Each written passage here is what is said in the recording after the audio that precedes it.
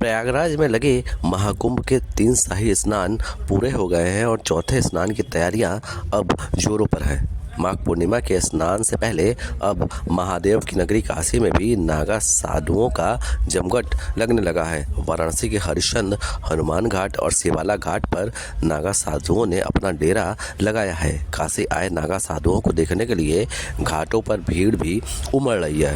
परंपरा के अनुसार शैव संप्रदाय से जुड़े नागा साधु बसंत पंचमी के शाही स्नान के बाद माघ पूर्णिमा और महाशिवरात्रि का अमृत स्नान बाबा विश्वनाथ की नगरी काशी में करते हैं। गंगा में स्नान के बाद वो बाबा विश्वनाथ को जल भी अर्पण करते हैं और फिर वापस लौट जाते हैं। काशी में नागा साधुओं के जमघट के बाद देसी और विदेशियों की अच्छी खासी भीड़ घाटों पर नजर आ रही है। नागा साधु भी भस्म लगाए भगवान भोले की भक्ति में रमे और रचे हुए दिख रहे हैं। वैसे तो कुल 14 अखाड़े हैं, जिसमें किन्नर अखाड़ा भी शामिल है। इन 14 अखाड़ों में से 4 प्रमुख अखाड़ों के मुख्यालय काशी में है। इनमें श्री पंचदशनाम जूना अखाड़ा, श्री पंचदशनाम आवाहन अखाड़ा, महानिरंजनी अखाड़ा और पंच अटल अखाड़े के साथ अग्नि अखाड़ा और आनंद अखाड़ा भी शामिल है। संत समिति के राष्ट्रीय महामंत्री स्वामी जितेंद्रानंद सरस्वती ने बताया कि शैव संप्रदाय के आराध्य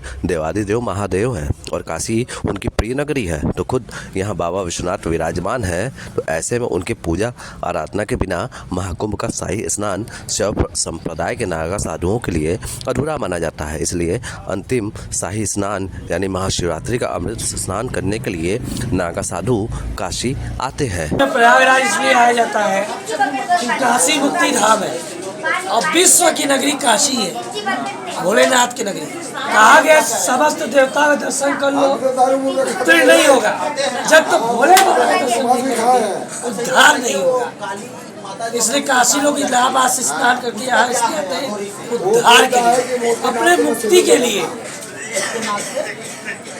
जीवन का पाप खत्म करने के लिए, धोने के लिए काशी। तो ये बाबा जो है अघोरी, ये इलाहाबाद गया तो अपना पाप धोए, काशी आया अपना पाप धोया।